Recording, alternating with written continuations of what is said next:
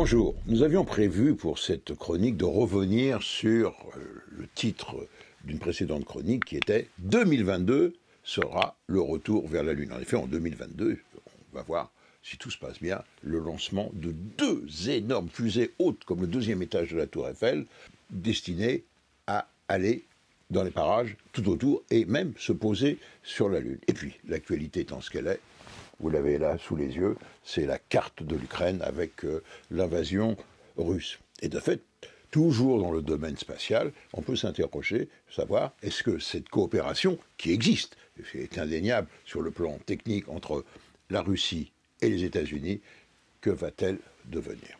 Alors faisons un tout petit retour en arrière pour vous montrer ce qui s'est passé historiquement.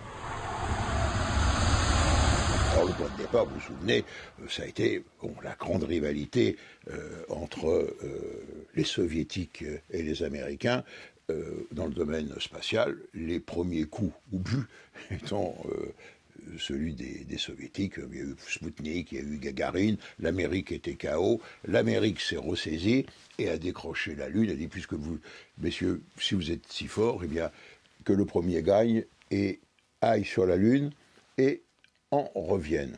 Et les Américains ont gagné haut la main, et en 1972, les Soviétiques ont jeté l'éponge après le quatrième essai de leur énorme fusée lunaire N1. À chaque fois, c'était des explosions. D'ailleurs, on y reviendra. Voilà donc où on était. Et donc, à ce moment-là, on siffle la fin de la partie, et les Soviétiques et les Américains se disent, et bon, maintenant, allez, on se serre la main, et on se serre la main où? Dans l'espace, et ça a été l'idée géniale de la réunion au sommet dans l'espace, Apollo-Soyouz, entre une cabine Apollo et un véhicule Soyouz.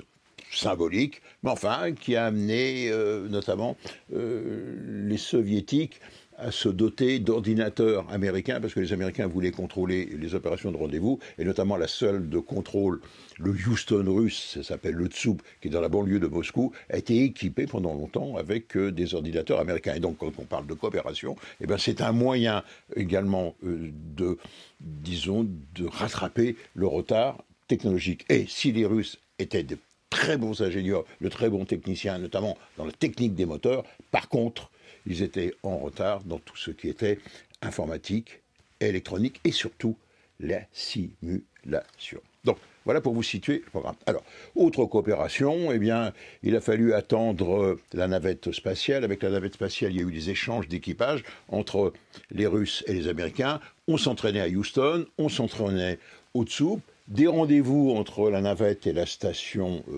Mir, et ce qui a permis déjà aux Américains de se frotter au vol de longue durée. Et puis le summum a été évidemment la coopération pour la station spatiale internationale, l'ISS. En fait, le point de départ, c'était les Américains voulaient une station spatiale, un énorme programme très ambitieux de plus de 100 milliards, mais ils avaient besoin d'aide internationale et surtout pour que le programme soit moins vulnérable face au Congrès américain qui n'en voulait pas et qui trouvait beaucoup trop cher et inutile, eh bien ils en ont fait un programme international et donc ils ont associé les Canadiens, ils ont associé l'Agence spatiale européenne, l'ESA, et ils ont associé les Russes, et en disant, les Russes, puisque vous avez besoin d'argent, et pour éviter la fuite des cerveaux russes vers d'autres pays, et notamment vers, vous avez vu, l'Iran et la Corée du Nord, eh bien les Américains ont en quelque sorte fixé sur ce programme, et cette coopération donc fonctionne très bien. Juste une petite parenthèse, quand vous regardez bien ce qui se passe là-haut dans l'espace, et ça se passe très bien, en fait,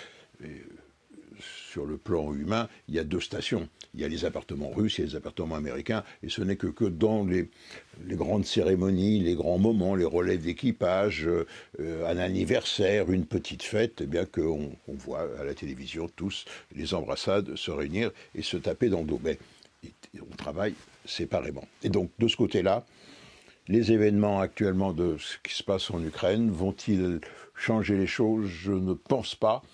Les Russes ont besoin des Américains, les Américains ont besoin des Russes, et surtout, pour des problèmes de maintenance de la station, ce sont les Russes qui entretiennent leurs bidons russes et les Américains qui entretiennent leurs bidons américains. Et donc, de fait, à mon avis, la coopération va continuer.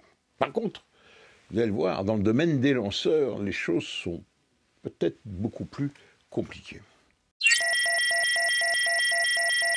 Prenons par exemple la fusée Atlas.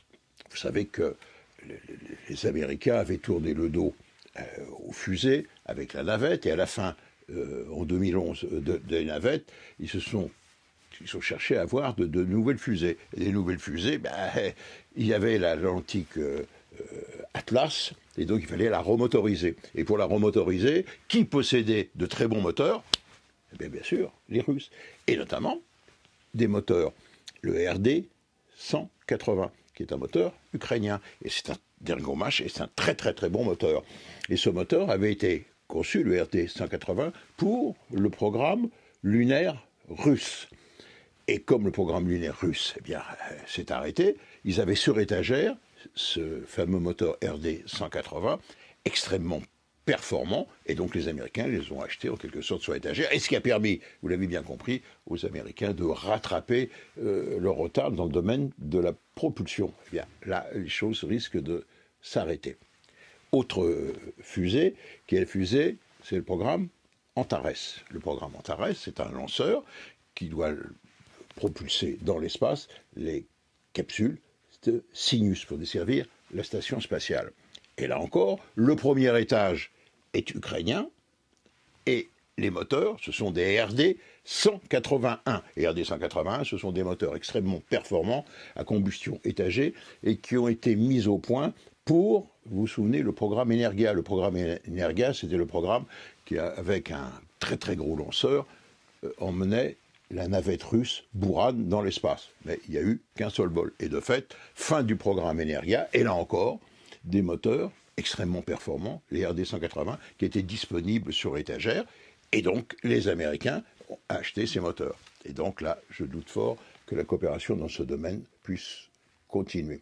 Et puis enfin, n'oublions pas qu'une coopération existe avec les Européens, par exemple sur ExoMars, le robot européen qui va se poser sur Mars, il va être lancé par une fusée russe Proton, mais, le véhicule de descente pour atterrir en douceur sur Mars sera un véhicule russe. Là aussi, les choses peut-être vont traîner un peu, mais doivent se dérouler. Et puis n'oublions pas, puisque l'on parle de la coopération avec l'Europe, la France a eu des programmes, notamment de coopération scientifique très proches. Et puis il y a la fusée Soyouz à Kourou en Guyane. Vous savez, il n'y a pas de tir de fusée Soyouz. C'est une chose tout de même assez étonnante. Et la question qu'on peut se poser, est-ce que ce programme va continuer compte tenu de ce qui se passe en Ukraine? Et puis, le dernier point, n'oublions pas que les satellites que l'on lance à Kourou en Guyane doivent voyager entre l'Europe, la France par exemple, ou l'Allemagne, et la Guyane.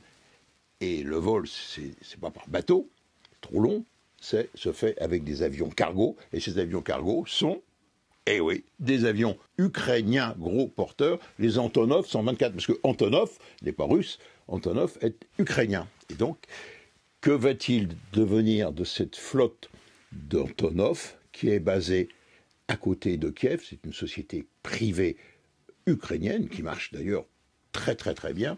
Que va-t-il en devenir compte tenu des événements? Grand point d'interrogation. Mais si cette flotte était clouée au sol ou était détruite, ça compliquerait sérieusement la desserte de la base spatiale de Kourou en Guyane. Donc vous le voyez, affaire à suivre, mais pour résumer, ce qui se passe actuellement en Ukraine, quelle que soit l'issue, va laisser des traces.